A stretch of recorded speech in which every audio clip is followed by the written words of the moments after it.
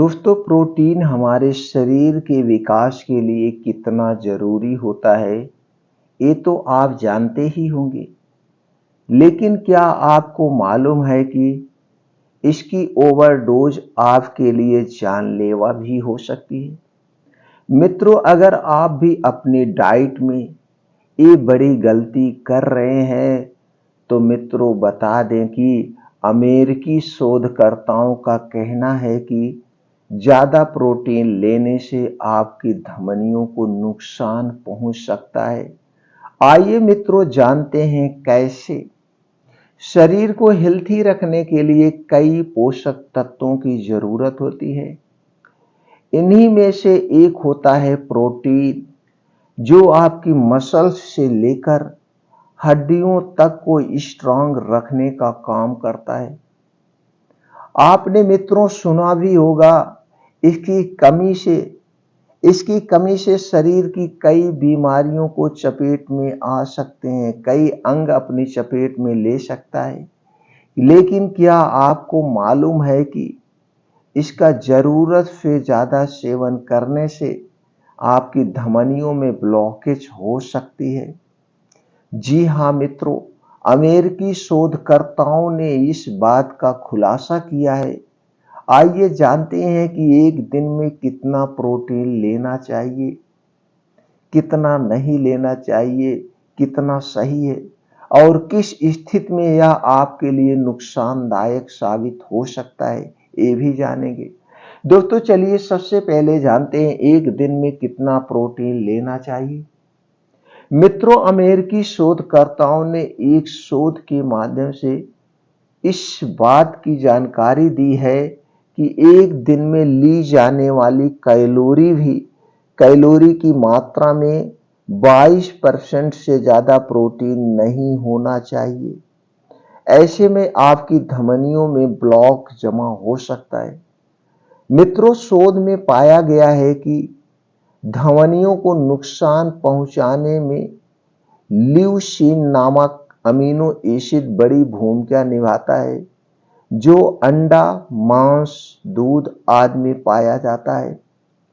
दोस्तों 2020 में की गई एक स्टडी की बात करें तो प्रोटीन की अधिक मात्रा देने पर चूहों की धमनियों में रुकावट देखने को मिली थी।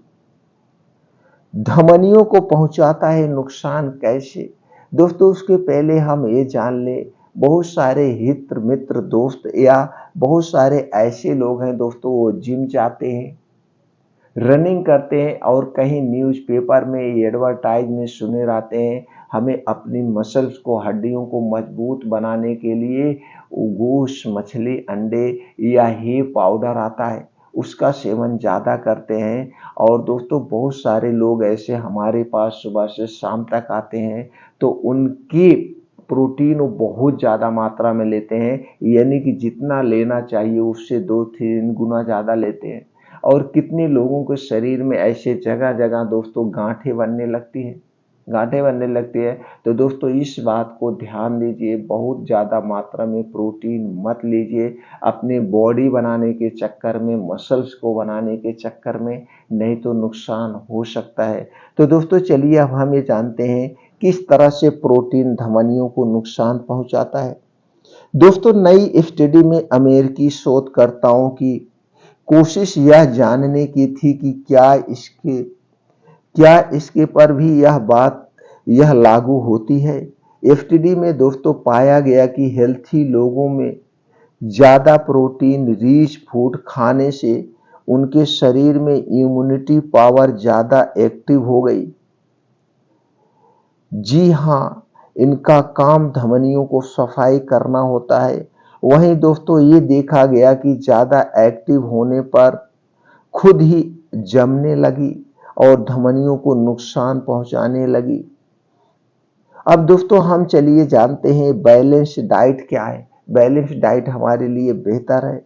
जी हाँ दोस्तों, यह स्टडी में पाया गया कि खास तौर पर अस्पतालों में जिन मरीजों को ज्यादा प्रोटीन रिच फूड दिया जाता है वह सही नहीं है।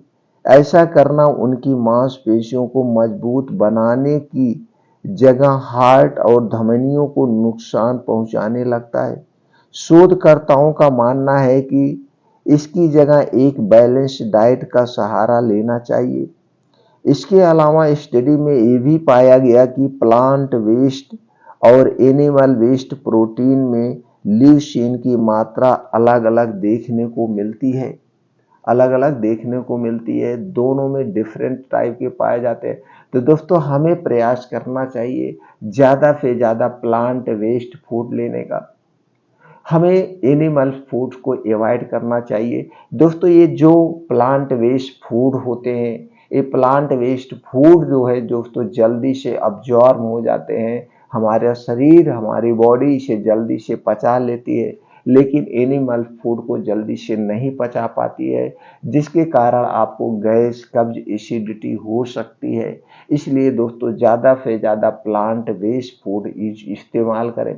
दोस्तों अगर हम बैलेंस डाइट की बात करें, तो अच्छी डाइट की बात करें, तो हमारे डेली रूटीन में मौसम के हिसाब से हरी साग सब्जियां ज़्यादा होनी चाहिए, मौसम के हिसाब से। लेकिन कुछ लोग हैं दोस्तों, जब मौसम नहीं होता है, बाहर से सब्जी आती है, उसका प्रयोग करते हैं। दोस्तों ये हमारा शरीर जो बना, हमारा शरीर प्रकृति के हिसाब से काम करता है। हमारे शरीर में जो 3 दोष पाए जाते हैं, वात दोष, पित्त दोष, ये दोस्तों प्रकृति के हिसाब से करते हैं। और जहाँ पे हम रह रहे हैं, वहाँ का नेचर कैसे है, वहाँ का प्रकृति कैसे है, उसी हिसाब से वात, पित्त, कफ घटता बढ़ता है। अगर आप रह रहे हैं दिल्ली में और जो सब्जियां उत्पाद हो रही है बिहार में, यूपी में, बॉम्बे में, उनका सेवन कर रहे हैं, तो इसे पचाने में आपका शरीर सही से नहीं पचा पाएगा, जिससे आपके शरीर का वात, पित्त, कफ बढ़ जाता है। और दोस्तों हमारे शरीर का जब वात, पित्त, कफ बढ़ जाता है, तभी हमारा शरीर बीमार पड़ता है। अगर आपको स्वस्थ और निरोग रहना है, तो आप अपने शरीर की वात, पित्त, कफ को बैलेंस करके रखिए, आपको बीमारी टच नहीं कर पाएगी।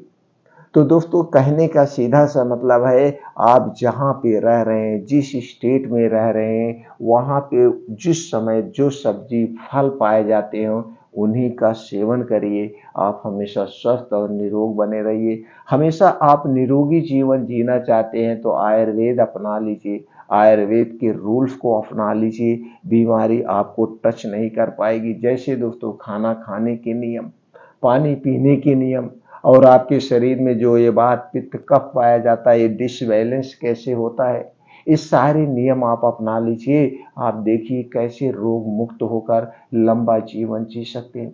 इसके लिए दोस्तों इन सारे नियमों के बारे में अगर आप जानना चाहते हैं, तो चैनल पर बहुत सारी वीडियो पड़ी है, आप देख करके ज्ञान बढ़ा सकते हैं। या आयुर्वेद की किताब लेकर के, आपके पास समय है तो सुबह शाम उस किताब को आप पढ़ सकते हैं। किताब पढ़ करके, किताब में पाए गए रूल्स को आप अपना करके स्वस्थ और निरोग जीवन जी सकते हैं।